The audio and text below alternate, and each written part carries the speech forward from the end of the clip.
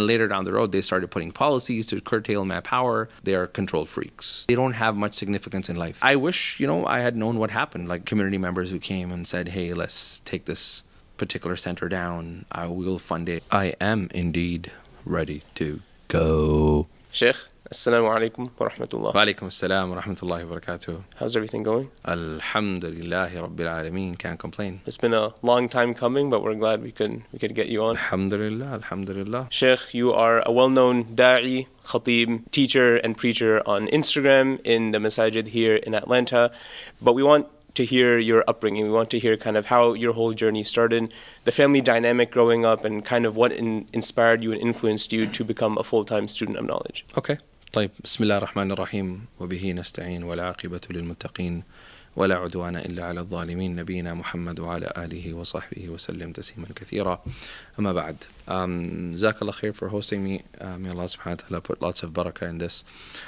So growing up, I grew up just like an average Canadian kid, going to school, public schools, this and that, but I always had interest in Islam, and I always wanted to do something related to Islam. And I remember towards the end of my graduation, fighting tooth and nail, trying to get into Medina University, applied so many times, various recommendation letters from scholars in America, scholars abroad, trying to get into Medina University. And no matter how many times I tried, it never worked out. And this was the qadr of Allah subhanahu wa ta'ala. But I never gave up on that dream of actually studying Arabic and studying the Quran and all of that. And alhamdulillah, Allah blessed me at that time that I was able to go to university, focus on my university studies. I did a bachelor's in applied computing sciences, then a wireless communications diploma, postgraduate diploma, and then I, alhamdulillah, found a job. I moved to Edmonton. And lo and behold, there was some Saudi guy over there that met me. And he's like, hey, you want to come down? This was the era of the boom of teaching English in the Middle East. Everybody was getting a job and teaching English and moving to the Middle East at that time. So I took that opportunity because I thought that was a doorway for me to enter a university, any Islamic university that I could in the Middle East. And alhamdulillah, I arrived. I was so excited. And then I got to find out that they don't take students after 25 in a bachelor's degrees program. And that is still true to many universities in the Middle East. If you cross 25, you don't get a chance to go back and do your bachelor's in a proper university environment. And that for me was like a big shocker. And I'm like, okay, I've already moved my entire family. Now what do I do? So alhamdulillah, Allah blessed me that, my brother, Shaykh Abdul Wahab, he was already studying there. He had built really good connections. And alhamdulillah, I was able to actually really capitalize on some of the connections he opened. And my first teacher was Sheikh Khalil. He was from Somalia, and he taught me Arabic. I used to go there and study with him. And I also had a job which allowed me to have a lot of freedom. So it was only 20 hours a week, which gave me another 20 hours to focus on my studies. And 20 hours a week for a full-time pay. So it was something phenomenal. Allah blessed me to be able to have that setting. And so alhamdulillah, I studied privately with scholars. At that time I was, you can say, as Salafi as you can get, right? Like I was like gung-ho. Right. Yes, some of the scholars that I studied with, I don't want to mention names, but they're like up there with the Salafi scholars and stuff like that. So alhamdulillah, this was the case. And again, I want to caveat that this is post-YQ transformation. Right? A lot of people transformed after YQ came out publicly. So a lot of what I went through was way before that. So what happened was, I found this one teacher, and my brother's like, hey, there's this fiqh conference going on, let's go check it out. We went there and we found this teacher, and I was just so disrespectful. He's my teacher, may Allah forgive me for that. But at that time I was just so disrespectful, very arrogant, like Dalil.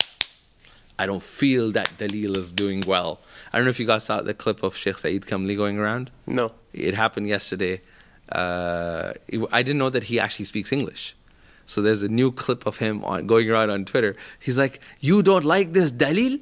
Who are you to feel that this dalil is not?" This is so funny. This is going around. Yeah, I saw it on Twitter. Yeah, and I was like, "Who are you? You don't feel that dalil is strong? Who are you to feel?" And that's exactly what I was telling the Shaykh. I was like, "I don't feel your dalil is strong to follow this madhab or that madhab." And I still remember Shaykh Abdulillah, may Allah subhanahu wa ta'ala bless him. You can tag him after this if you wanted, Shaykh Abdulillah al-Arfaj. But subhanAllah, he said to me, he's like, "Oh, you look like a very intellectual guy." He played right into my ego. And he's like, "Why don't we do this? You come and study with me for 3 months.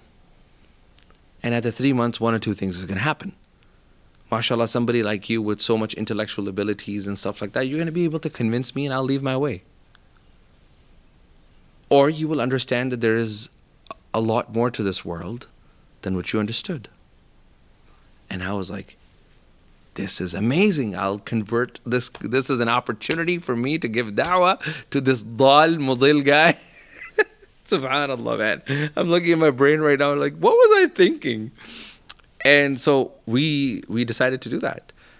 And I remember, like, man, may Allah forgive me for this, man. I was so disrespectful to the Shaykh. Every time I would be reading a book and he would be like, al-ma'u yanqasimu ila thalathati. What's the dalil for that?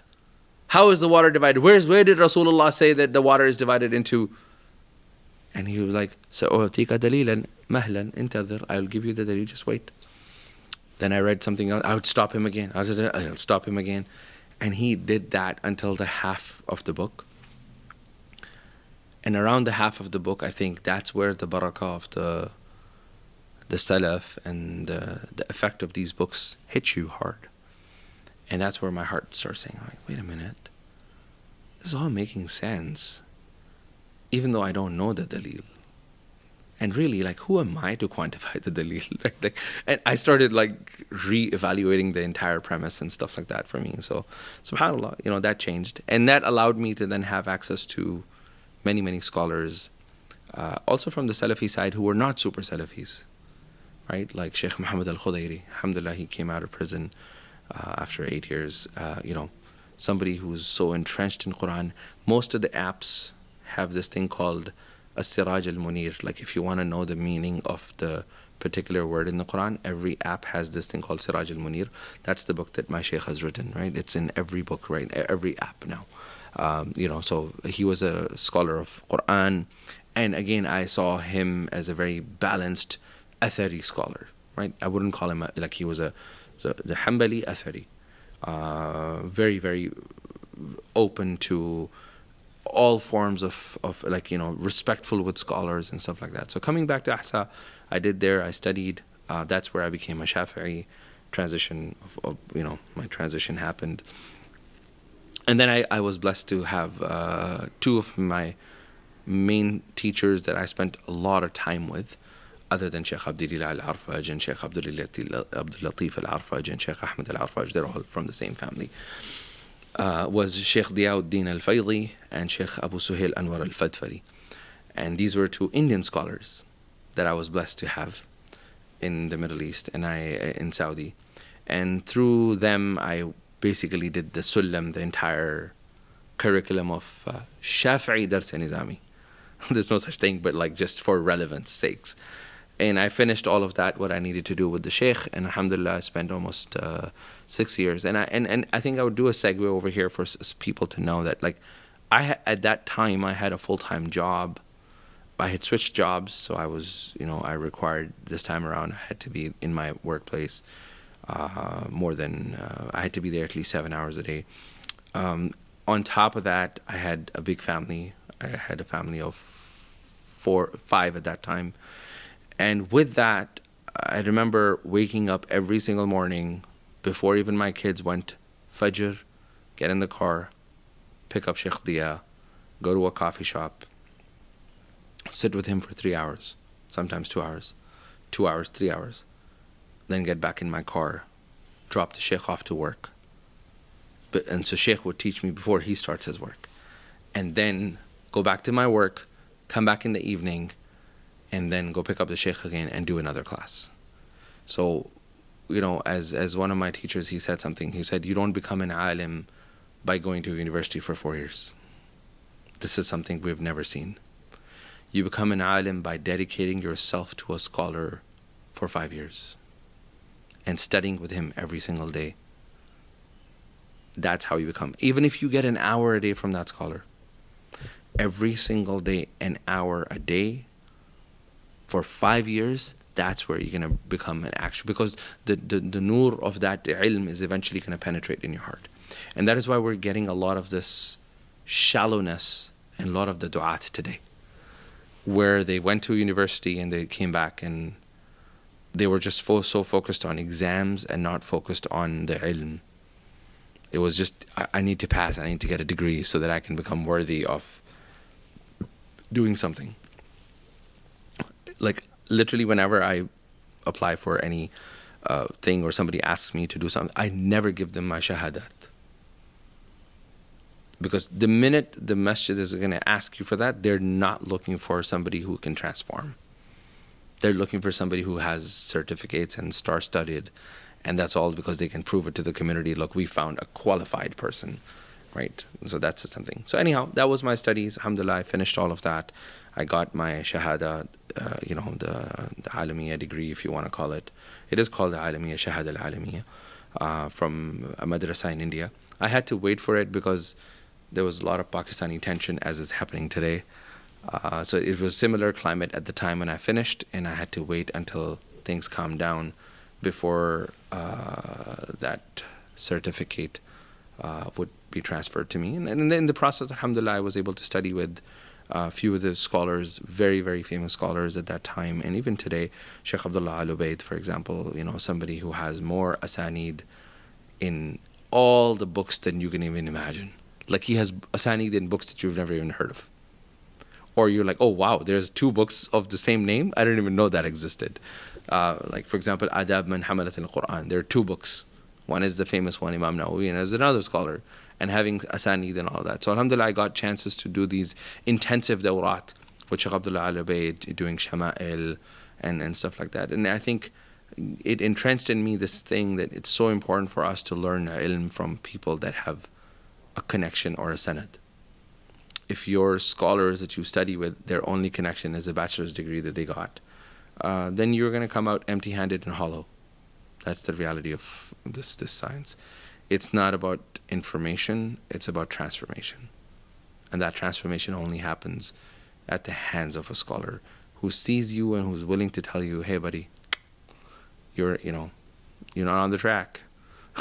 I see a lot of kibr in you. Right, and those are the books that we have today, like Ayyuha al-Walad, Al-Wasila, like all Imam Sidi Zarruq's books. All of they're actually these books that, like, towards the end of like Qawaid al-Tasawwuf of Sidi Zarruq, he says, right, if you don't find a teacher, here are the 9 things you need to know. Right, there are 3 things with Allah, 3 things with Rasulullah, 3 things with yourself. Right, so these are all Qawaid, but that's what a sheikh does for you, inshallah. So that was my journey.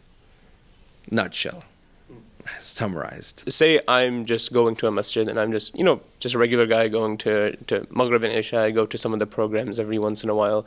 And then the masjid is bringing in an imam. And this imam, he doesn't have any what we would say formal qualifications, but he has, I've studied with X, Y, and Z sheikh for this many years.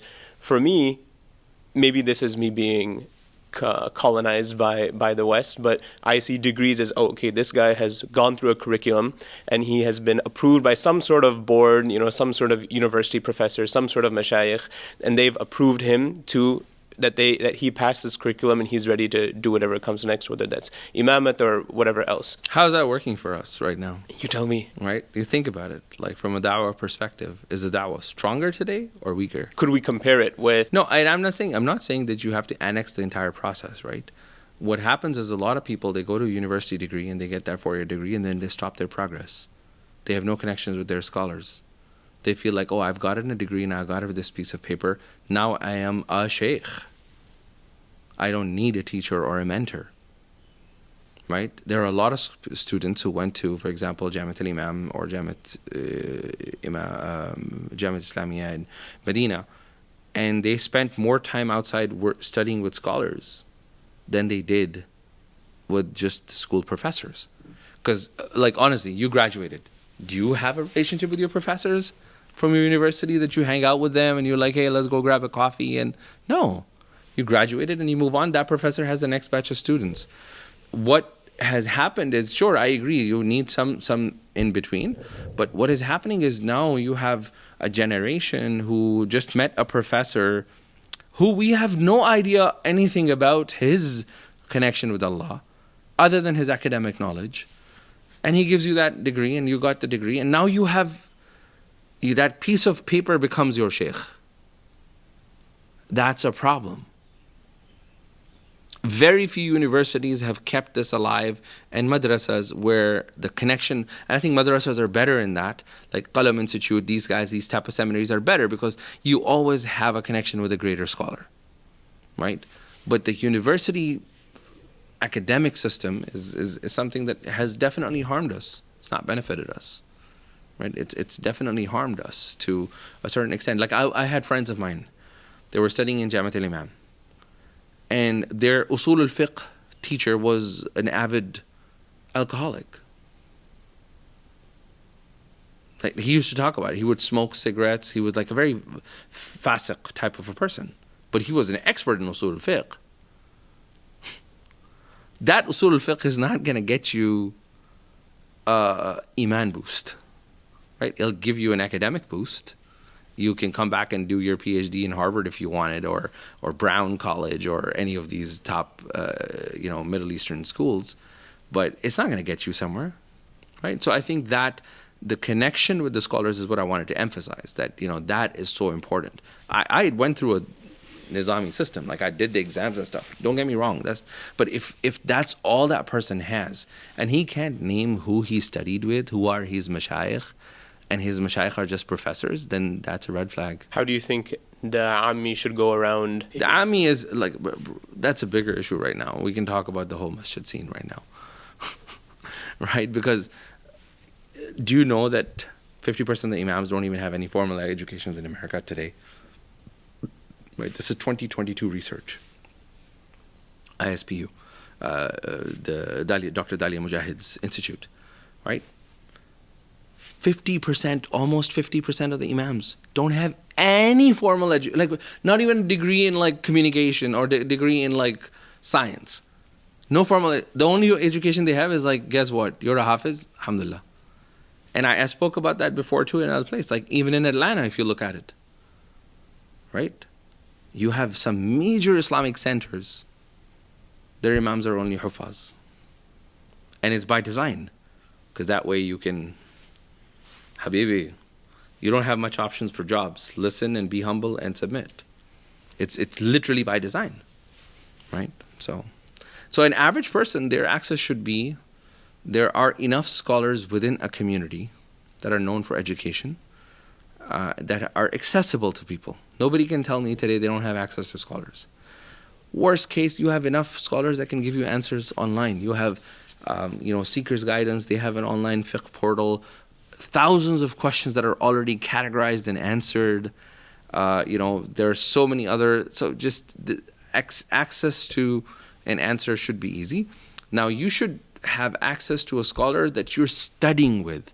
That's what the community is missing. Your imam is not your spiritual guide nowadays, unfortunately. Most of those imams are not even qualified to address some of the main issues that are being addressed. Or there's such a, or even if they were qualified, there's been such a gap that they live in a different plane and world, and the world is somewhere else. And we all know al-fatwa يتغير بزمان ومكان. Fatwa changes with time and place. The time is different, place is different, and many of the senior scholars, they still live in the older plane and older time. They're like, oh, this is how it's supposed to be done. So that's a greater issue that we can tackle in the next episode. Maybe it'll have some more context behind it once we get to your brief stint in Atlanta. Okay, sure. Dars Nizami, Shafi, which normally for most people who know anything about those two things they don't go together. It's Dars Nizami is automatically associated with Hanafi fiqh, and the program or the curriculum that's mainly taught in Darul Ulooms around the world. Tell me a little bit about going to depth what you studied, because you're kind of doing the curriculum, but you're not at a Darul Uloom, but you're doing it with the Shaykh on the side. So how did all those things come together? So my Shaykh was the vice rector of a madrasa. That's how this helps, right? So he has a pull saying, hey, I have a student here, register him, send me the exam, administer the exam. So that was the part. The other part is the madrasa system. If you look at the South India all the way to Sri Lanka, Maldives and all that, that's all Shafi'i madrasa system. So they took the Dars Nizami and then replicated it based on the Shafi'i. But it's not Dars Nizami per se, right? It's very different manhaj and tariqah of how things are done. And we also follow like the Ba'alawi tariqah there. So that madrasa is like a Ba'alawi. So it's a more Tareem and India mix. I don't know, it's just like a hodgepodge of something, but it's a very unique thing. So, for example, they hold on to the strict ideology of like, because they don't want to cause rift, they only do khutbahs in Arabic, although in the madhab they can. So, but they don't want to cause any rifts in India. So they're like, no. So if you go to Sri Lanka, right, they will do the same thing, bayan, and they just want to stick to that because, we don't want to change things right now, right? But they're spiritual guides, like, so the Shafi'i school in India, they have their own tariqah of how they do they call it the sulam, the ladder, as opposed to the other like Syrians and stuff like that. But it's not very different. So same thing, you study mantiq, you study the three ulums of Arabic. You start off with like nahwu, sarf, balagha, and then after that you get into mantiq. Fiqh gets in somewhere around the second. Sarf, nahwu, you start you start with like muqaddimah, hadramiyya. That's what we started with. And I was a little bit different because I had already done the Shafi'i fiqh, which is also in Ahsa, the Ba'alawi strand, faint Ba'alawi strand. So they've lost, because of the Salafization and stuff like that, they lost that strong connection. And their spiritual revival tariqah is a very different tariqah. It's not codified as a tariqah, it's more like manhaj, a way of doing things. But again, so I was already in that, so it was easier for me to transition to the Shafi'i way, and then the first few exams were much easier, and it was like the Shaykh asked me a few questions like, oh, you know the stuff, let's move on. Like that's how it happened. But it's a very rare opportunity that you get. Usually you don't happen to have your teacher as the vice rector of a sitting madrasa that has 5,000 students. So you personally, looking back at it, you originally were trying to apply for what we would call formal universities, and then you kind of still got the madrasa university, you could say, degree without actually going to it by sitting with the vice rector and as your sheikh. Tell me, looking back, what do you think of that? Which one would you have rather done? I would never go back, and I think the greatest thing that happened to me is I didn't get into Medina University or Jamiat al-Imam at that time, because I don't think I would have had the exposure of the world that I've had. And that's why I hold this view very strongly, that no person, no matter how famous they are, should be given the reins of leading a community until they've become 40. There's so much learning to do in life. There's so much gaps that are left. We unfortunately give somebody who's 22 years old, 26, recent graduate, recites beautiful Quran, gives a good khutbah, yallah, you're now the leader of you have no experience. And he is now solving marriage issues, marriages that are older than him. It's just so dumb, right? And unfortunately, it only happens in our like North American, like in the North American environment. Nobody in Pakistan is going to give a 22-year-old kid like a platform of leading a community. Like, shut up, sit down. Like, nobody's going to talk to you. Nobody's going to listen to you. You have to earn your badges to be able to make something out of yourself. And I think we have to make it harder for those younger people. Yeah, I'm not saying that they should be a youth coordinator, they should be a halaqah, give a halaqah, but absolutely no marriage counseling, absolutely no parenting. Like, I met this kid, I don't want to, I was going to say his name, but alhamdulillah. I call him a kid, right? Like he's what? Like he's 22 years younger than me. And he's like, Sheikh, you know, I want to come to the Muslim Wellness Center and I want to, I do this phenomenal training on parenting. So I'm like, how many kids do you have? He's like, oh, I'm not married. I'm like, go slap yourself, man. Like, go slap yourself, honestly. Like, you're gonna come and teach parenting? He's like, no, I've read books. Parenting is not books. It's real life experiences. It's children lost. It's you breaking your connection with your son, trying to figure that. It's not a joke. It's not just a bunch of rules that you follow. We're dealing with human beings. So I think that's something that I think I hold at. But coming back, I think I would never. I think the greatest thing that happened to me is that I got to learn in this unique way where I had to spend 10 years and then till now, alhamdulillah, studying with various different scholars and understanding that there's a lot more nuance in our deen than what we believe it to be. I believe it was Imam Ahmad who said something along these lines, that he wasn't comfortable, speaking in public or kind of being in that position until he was 40 years old. Yeah. You say that the only place this happens is North America. If I were to say it only happens in North America because we need it here, because we don't have enough people of that age that are qualified to lead communities, that this 25-year-old who just comes back from, all he has is a bachelor's, or maybe he's hafiz and has a nice voice, is a good speaker, that we have no other option. We need to put him on the minbar. Because no, I'm not saying don't put him on the minbars. Put him on the minbar, give him but don't let him lead the community. You curtail him and you say you are just a lecturer. You're just a prayer lead. The minute you give them titles of an imam, sheikh, you've now inflated the guy's ego and he has no idea how to deal with his ego. So what you do is you bring them, like I remember, one of these kids, he came from like some Darul Uloom graduate, right? And he put on a turban and he put on a show. Grander than what he is. Okay? And the executive director who was managing the Islamic Center at that time, who's also a very grounded student of knowledge, but he's not just out there in public. He's a very well-grounded student of knowledge and like a zahid, and in terms of like abid, like he has his adhkar down and all of that. So he's a well-grounded person. He said to him, you cannot wear a turban giving a public lecture. What do you mean? He said that turban signifies a maqam. And you haven't earned that. You're going to come in your thobe, and the only thing you're going to be allowed to wear is your hat. That's tarbiyah. That kid needs tarbiyah. He needs a mentor. And I think that's where we lack senior scholars. We have enough senior scholars. We don't have a mentorship program.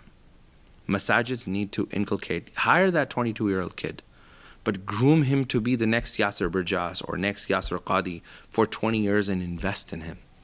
But if you bring him at 22, 23, right? I just recently heard about a young guy, in his 30s.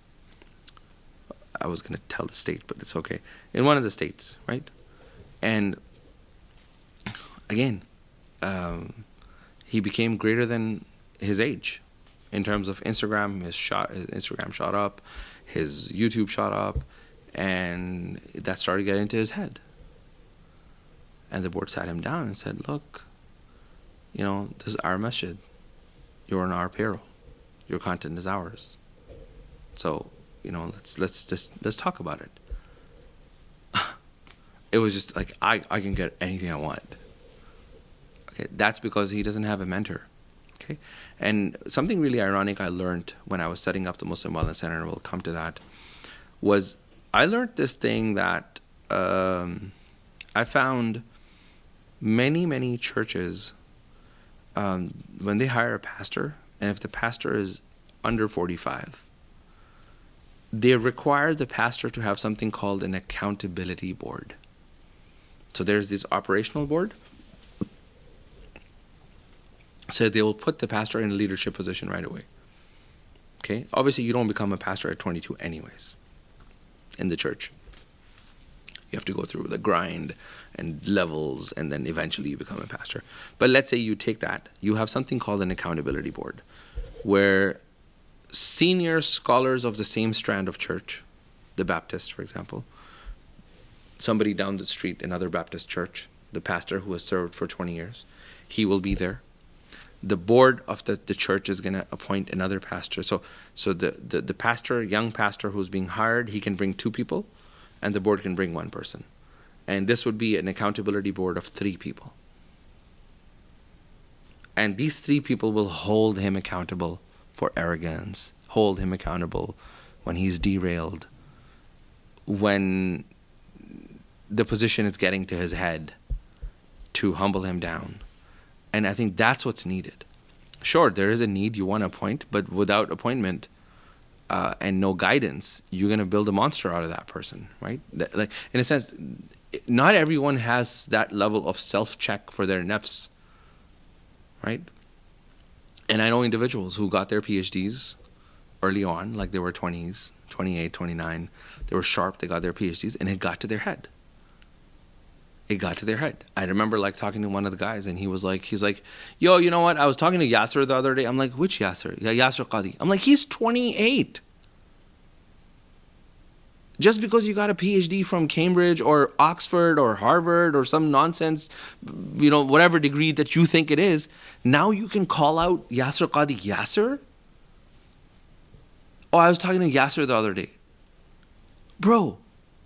So these things and that's where we need to be able to have accountability for these imams. See, and the lack of that accountability leads to imams being fired, because the board doesn't know how to handle the intricacy. The imam says, I am the religious leader, who are you to tell me? Fights happen. And then the board is like, we're going to fire this imam because we can't control him. So we're saying that's why the average tenure of an imam, 9 months.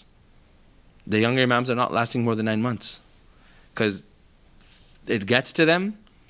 The board believes that if we hire a younger person, he's going to be great, he's going to lead the community. That comes with challenges, which he was not prepared for. And there was nobody there to hold him accountable. And if the board tries, right, firstly, board doesn't try. They just let him happen, and it's gone too far, let's just end. Right? It's just like, I wish they had a mitigation process. They don't do that. You looking back on your journey, do you think you ever experienced this, or did you always have mashayikh and teachers in place that would keep you in check when it needed to happen? I think if I didn't have my mashayikh and teachers in place that I stay in touch with till today, I would be in a completely different place. There were times in life where I had to, like move to Atlanta, and when I came here, there were times in my move in Atlanta when I was like, if I didn't listen to my shuyukh, things would have been like completely different for me and other parties involved. 10 years in the kingdom, what brings you back to Canada? So I think a lot of things, but at that time there was this Minister of Foreign Affairs called Chrystia Freeland. She took a fight with, let's say, somebody very important on Twitter. And when she took a fight with somebody that important in the Middle East, they were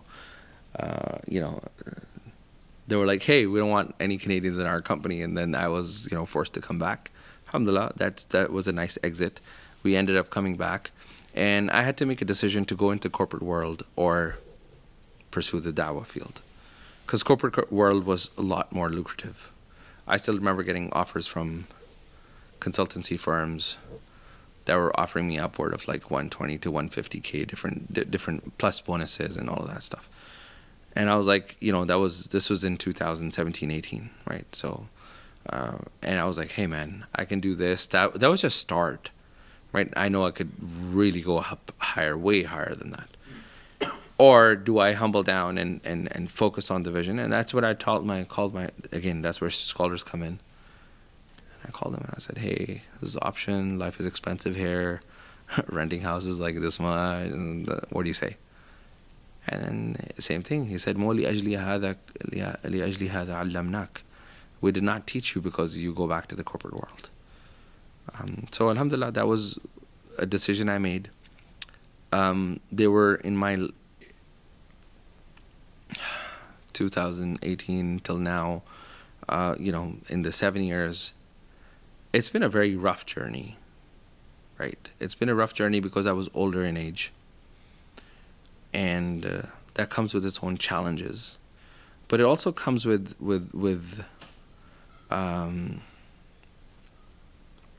it comes with a really important sense of responsibility. You have a big family, and the instability of jobs within this field where you don't last for too long, like 3 years max, then you have to move on to next place and stuff like that. It was difficult, alhamdulillah, but I look back and I was like, you know what, this was the best decision I made, and I'm like, I need to serve the community in whatever way I can, inshallah. And then so I was there in Canada, and I think in 2023 is where I was no longer in Canada. Tell me about some of the projects, da'wah you were doing. Were you serving as an imam, as a resident scholar, just as a... So I worked in 3 different places. I worked in ISNA, Medieval Islamic Center, Al-Huda, and also Islamic Center of Cambridge. These were 3 big, very, very big institutions. And I had varying different agreements of different things that I did. I launched... we had a bookstore in ISNA as part of that project of transformation and transferring that bookstore into something called ISNA Hub, which is now the ISNA Youth Hub today, which is something phenomenal, alhamdulillah. Like, this is before, this was the first of its type in Canada, where you have a third space within a first space. Now you have like Gahwa Cafe in Adam Center, and you have Balance or something in ISOC in California, and these things are coming where you're creating a third space within a first space, because people are realizing third spaces alone are not enough, because if you don't have an avenue for those people to enter first spaces, then it just becomes a social cultural environment, and that's it. So alhamdulillah, I was able to build that, and also then I was able to work on a project called Teenagers, which is targeted primarily to helping teenagers build their Muslim identity through discussions primarily revolving around Aqidah. But they don't know that we're teaching them Aqidah, right? They're like, hey, okay, can you list me the things that are possible and impossible? And they go through they have no idea that we're teaching them the epistemology of Aqidah and stuff like that. So that was something really, I think, passionate. I was passionate about it. Again, when I moved to Atlanta, the agreement was, right, that I would be able to do that here. Again, those are agreements not fulfilled. This is part of life. And alhamdulillah, so we just relaunched Teenagers in Atlanta for the first time. It's called Soul Spark. That's the first camp of many more to come, inshallah. We have our standard program called Teenagers Den, which is the weekend program. And mashallah, it used to have at one point, I think our peak, we had around 85 registered students. And each one of them are paying for one semester $350, $400. So they're really dedicated. We put so much resources in them for them to make it worthwhile for them to build their Muslim identity, inshallah. So that's what we're trying to do here, Soul Spark, inshallah. It's going to start on June 9th, alhamdulillah. Looking forward to, having served this community with this new project over here and do a lot of interesting things. So those are some of the interesting, unique things that I was able to do when I was there. Again, family nights was something that I was able to champion. I think there was a gap. And I realized there's a lot of people who are doing halaqas, there are a lot of people doing, but nobody's focusing on, after COVID especially, nobody's focused on how we bring back families to the community centers. And alhamdulillah, we were able to do that successfully. It was a really hard, I remember that one year, it was so hard. There were times that I would be doing a family night at Al-Huda, and you would have only 4 families in front of me, and the entire hall is empty. And you're like, I don't know, is this ever going to work out? And, you start self-doubting. But the key in success in life is, I think, فَإِذَا عَزَمْتَ فَتَوَكَّلْ عَلَى اللَّهِ. When you make a decision, hey, you're going to do this, put your foot down and carry on, right? Don't focus on how many people are showing up. Allah subhanahu wa ta'ala will send the people. That's His job. No, I'm not saying you don't do marketing, but like His job is He will ensure that the people will hear the message. Your job is to make sure that your message is absolutely coming from the purest portion of your heart with ikhlas and sincerity. And if that happens, man, you get 10 people in front of you, they'll take you to Jannah. That's the beauty of it. You talk about teenagers, and its main focus or its mission is building Muslim identity in teenagers. That is pretty much the mission statement of every single youth halaqah, every single youth program, every single Sunday school, officially at least, around the nation, around the continent. But the way that you described it, teaching aqeedah in a way that they're not really knowing that they're learning aqeedah is different than every Sunday school, every youth halaqah, and everyone who has that mission statement. Otherwise, it's mostly, let's make sure to get in your last 10 surahs, maybe juz amma if you can, as many seerah incidents. 5 pillars of Islam. Yeah, the good old stuff. Yeah, nobody talks about the 6 pillars of Iman. Tell me a little bit about teenagers, how it's different than everything. So the whole idea is that we don't decide the curriculum. That's like, even now parents are calling me like, what is the curriculum? There is no curriculum. Huh? What kind of I'm like, yeah, because the teenager does not want a curriculum. Like, you got to understand, you're taking away 2 weeks or 3 weeks of a teenager's life that he looked forward to after going through a gruesome year of school. And then you're going to put them through a curriculum, or you're going to give him a big fat book and you're going to say, memorize this stuff and come back. He's not interested in that. He has genuine concerns. He has genuine questions in life. He doesn't understand. He has a lot of whys in his head that have been unanswered. Oh, why can't this happen? Well, why can't I just had a teenager halaqah in the masjid I was in Warner Robins, and the question that came up was, well, why can't a guy marry 2 sisters? It's a why question, right? It's coming from this angle that he doesn't understand that legal judgments are not open to why. And I'm like, why can't you stop? Why do you have to stop at the red light? He's like, because you have to. I'm like, that's it. Legal judgments have no rationality. Legal judgments, you can bring out some form of rationale, but legal judgments, rationale does not apply to them. Because they're outside the construct of your ability to make a decision. Right? You can say, from now on in my neighborhood, we're not going to stop at red light. Who cares? Nobody's going to listen to you. Right? So those are the type of things. So we allow the teenagers to actually get together in our first class. That's the beauty. And we tell them, guys, look, we can do it the easy way or the hard way. The easy way is you guys all come up and we all have a beautiful 2-hour session together, planning out everything that you would like me to discuss. So when we address their burning desires and questions at the get-go, they become very prone and they respect you. They become very open to that, open to receiving from you. The second thing to do is we do something which is very proprietary, and all I can talk about, this entire mechanism to it, but something that we do which is called letting go. So there is something that we do within the activities. It's part of one of our activities. It's actually the most loved activity by every teenager that has ever attended. And that activity is, I think, the pillar of what changes everything. And again, you have to experience it to know. I can't talk about it. It's something very proprietary that I developed, and it has to do with pen and paper.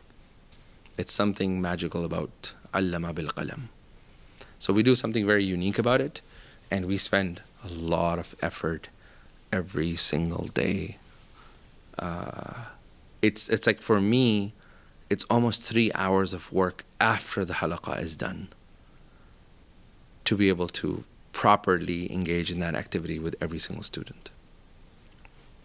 So alhamdulillah, I think it's played a really positive role. And for me, I think I see those girls today Many of them are 21, 22, and they reach out to me. I remember like one of the girls called me, I think, the other day, and she was like, I haven't had her call. I don't know her. Like I haven't spoken to her like what, like ages. And she calls me and she's crying. And I'm like, well, what happened? You okay? She's like, no, I just want to call to thank you that today I'm sitting in a conference listening to she happened to be listening to Shaykh Ninawi in that conference. And she's like, you know what? Everything he's saying and those concepts, everything is making sense to me. And I'm like, where did I learn all of these concepts? And I realized that this was all the discussions that you did with us. And all those year and a half that I spent with you that led me to the space that I can sit in it and understand without having any challenges. And I'm grasping everything because the foundation was laid, right? So alhamdulillah, Allah puts barakah in whatever He wishes. We are just conduits. So alhamdulillah, we've made the intention to actually take over the entire weekend scene in Atlanta. That's the intention. That for teenagers, that we want to be the go-to school for them. And hopefully come next year in summer, people should not be talking about any other school other than ours. We'll have you on next summer. Let's see what the progress is like. You are raised in Canada. You go to the Kingdom of Saudi Arabia, do your studies, return back to Canada. It seems like you're Canada through and through in that province of Ontario. How did you end up in Atlanta, out of all places? Long story short, a video of mine went viral. Somehow somebody found out about it in Atlanta, and it's called the Auntie Circle. That brother spoke to his wife spoke to an auntie spoke to another auntie. That auntie was connected to my mom. My mom was like, apply for this job. Maybe you'll get it. I applied. First I denied. I said, no, I don't want to do this. Then came back to me, and so it was back and forth for almost 6 months. Finally, we made it. And I applied, and they brought me in. I came down, saw the place, made sense to me, saw concerns, addressed all those concerns in our contract, and tawakkal ala Allah, made the decision, and the whole process took almost a year and a half to 1 year and almost 8 months. And finally I said, okay, fine, you know what, it's a good decision, we'll come down and we'll move. And alhamdulillah, I came down, moved. We had really good traction in that particular center. I mean, you came there a couple of times, you saw what we were doing, and it was, from what other imams were telling me, it was something unheard of in Atlanta at that time, to be able to have 400 to 500 people every single week showing up meticulously for halaqah, entire families. And it's a blessing of Allah subhanahu wa ta'ala that we were able to pull off that level of engagement, alhamdulillah. And yeah, so that's what brought me to Atlanta. Tell me about how that stint. Well, it didn't last long because there's something called interest groups. And what happens is, many Islamic centers, they start with really good intention. And slowly, interest groups, they start creeping into those Islamic centers, and the vision gets completely derailed. And eventually what happens is, 20 years down the road, you don't even recognize the Islamic center. The interest groups have taken over, and those interest groups, good or bad, depending on what it is, they have a certain way of doing things, and if anybody comes and challenges that, or any imam that comes that happens to have a vision, right, that does not align with interest groups, or the imam doesn't see the interest group's vision as being correct interpretation, then you have challenges, right? But in the case of that Islamic center that brought me, I think my thing was, we had such good success in every place. Because I did not want to get involved. As my agreement stated very clearly, that I'm responsible for religious affairs. Like, it's in the contract. So what is my power? I'm gonna take on that power completely. And I think they probably never realized what the contract said. And that's where these, like, for example, counseling was all my department. I decide how the counseling is going to run. Not do the counseling, but decision. And then later down the road, they started putting policies to curtail my power.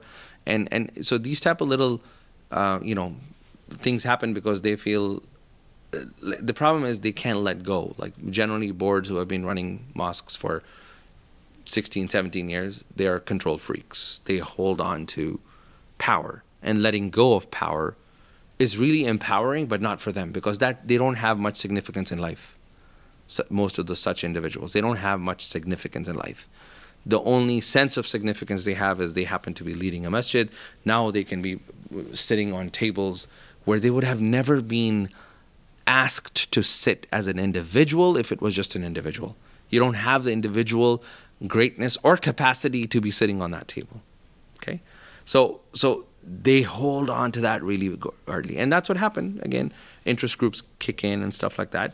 And I wish, I had known what happened. Like one day we were just sitting and, they're like, hey, you know what? Your vision, our visions don't match. They don't even have a vision.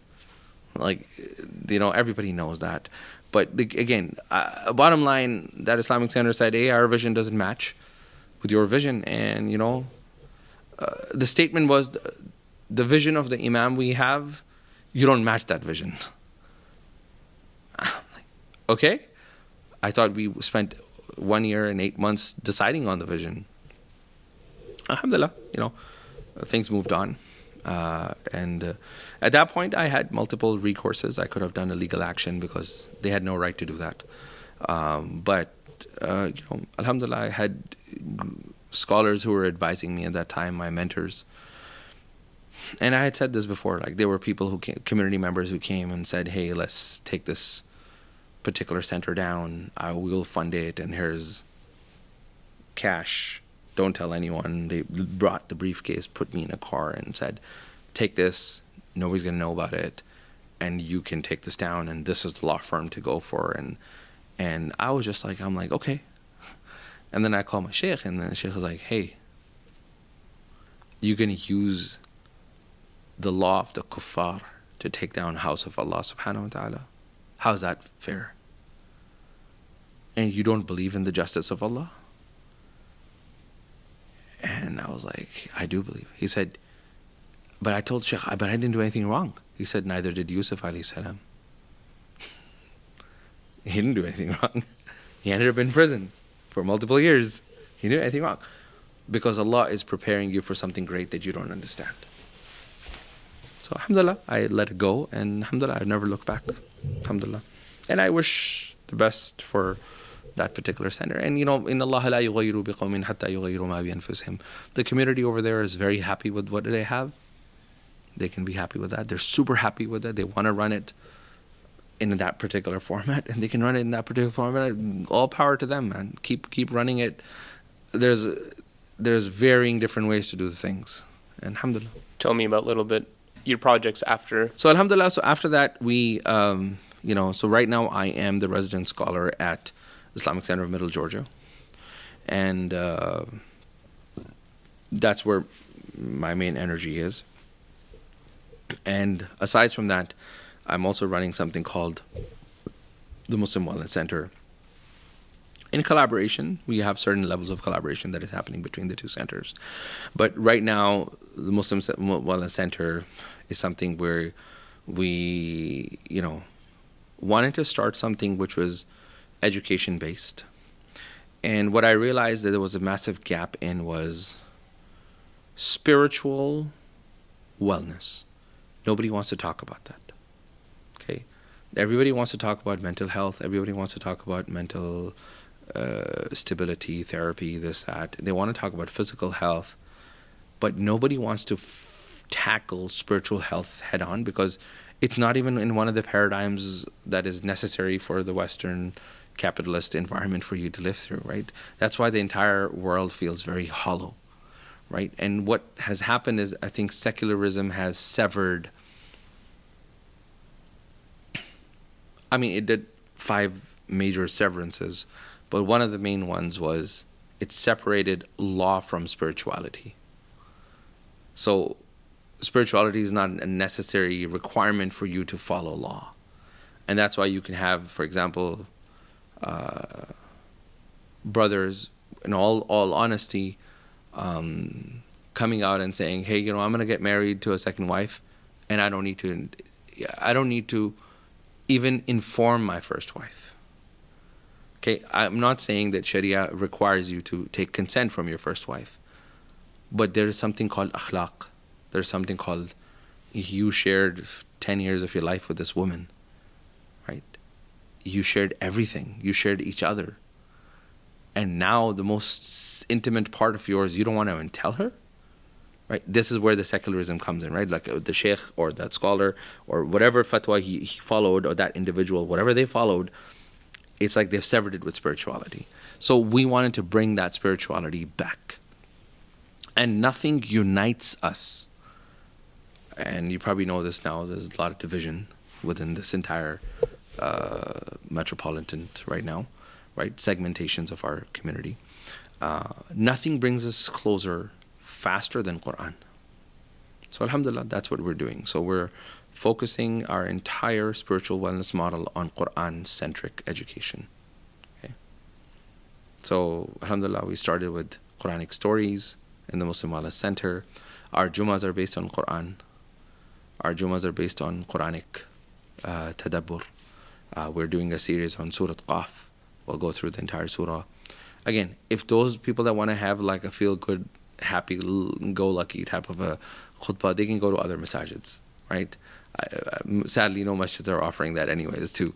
Very few masjids have good khutbahs anyways. But there was a massive gap where we could use education, khutbah platform as a form of education. The second thing we could do is we do family nights. And during Ramadan, we offered Taraweeh this year, alhamdulillah. It was a phenomenal success, given the fact that we were just literally brand new. And now, alhamdulillah, Allah has blessed us that we moved as of yesterday into a bigger space than the one you saw. Yeah, we literally moved yesterday. So this Jummah is going to be held in a space that is going to be actually bigger than the upper space by another 3,000 square feet. So if you thought upper was big, then because we know that it's gonna expand. Our family night halaqas were being packed. That big hall was full. So we needed a bigger space. So alhamdulillah, we moved down to a bigger space now. Alhamdulillah. So that's what we're doing. Muslim Wellness Center. Come and check us out. On 1080 Holcomb Bridge Road, on exit 7 on Highway 400 in Roswell, Georgia. How much are you paying me for this sponsorship? I don't pay anybody. Unless you come and work for teenagers. That's a different story, which we need to talk about. It's separate. Let's just end the recording right there. Anything else you want to talk about? Yeah, I think in general, I think our community in Atlanta, and we had that conversation, and we'll have that in part 2, a little bit more. But I think with the political climate and everything, my only advice for everybody is that do what you can. I mean, we don't have the luxury to sit and say, you know, somebody else will do that. Okay, if you see an empty gap, if you see, an opportunity, go ahead and push for it. So what we're trying to do, and I'll give you this example. So what we're trying to do is we're trying to push for such high quality programming that other masajids are forced to follow suit by building healthy competition and hopefully rise the bar of everyone else. Somebody came to me yesterday and said, you know what, ever since you started, and we haven't even started our programming yet. Like we're like only one program launched and two launching next week. People are coming and they're like, hey, you know what, ever since you launched this, our masjid has started doing this, and our masjid has started doing this. And I was like, alhamdulillah, that's exactly what you want. You want to set the bar so high that aggregate so the disparity between what you're offering and what other Islamic centers are offering is so much that the other Islamic centers may not reach to the level of your ihsan, but they will have to push their level a little bit higher, and that brings the aggregate level of everybody high. Right? That's the whole idea, inshallah. That when we win and we set a bar so high that everybody else tries to raise their bar, and then this way everyone wins and the entire community benefits. There's no competition here other than trying to compete to offer the best programming in the best format with highest level of ihsan that completely transforms the center we're offering the services at, but then it pushes everybody else to raise their bar. And that's what we're trying to do. So inshallah, we're not here to take anybody else's rizq. Everybody's going to get what they're going to get, inshallah. Inshallah. Shaykh, Barakallah fiqh. Jazakallahu khairan. Wa yakum inshallah. Until part 2. Jazakallah khair. Assalamu alaikum wa rahmatullahi wa barakatuh. Wa alaikum assalam wa rahmatullah.